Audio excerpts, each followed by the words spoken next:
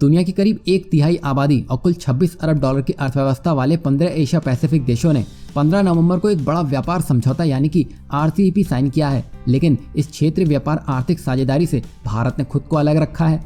इस तरह से भारत ने आत्मनिर्भर बनने और चीन को पटकनी देने की दिशा में एक और बड़ा कदम उठाया है। इससे भारतीय कारोबारियों को फायदा होगा और जहां पर चीन RCEP साइन होने के बाद अपनी छाती ठोक रहा था, इससे अब कुछ होने वाला नहीं है, क्योंकि बिना भारत के RCEP का कोई काम ही नहीं है। आज के समय में भारत के बड़े बाजार की सबको जरूरत है। इसमें सबसे ज्यादा घाटा अब चीन का ही होने वाला है।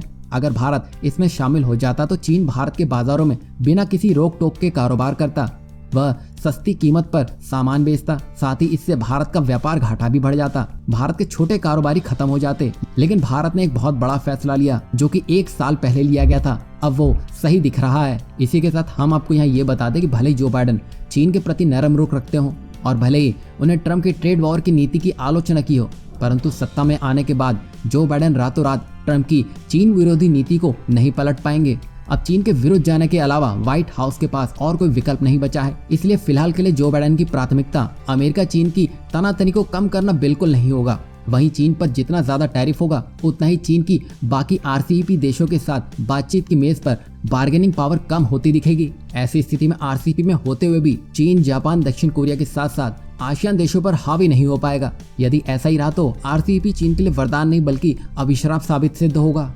और यहाँ पर RCEP में भले ही हस्ताक्षर हो चुके हों, लेकिन ट्रम्प और नरेंद्र मोदी के प्रयासों के कारण ये शुरू होने से पहले ही अपना महत्व खत्म कर चुका है।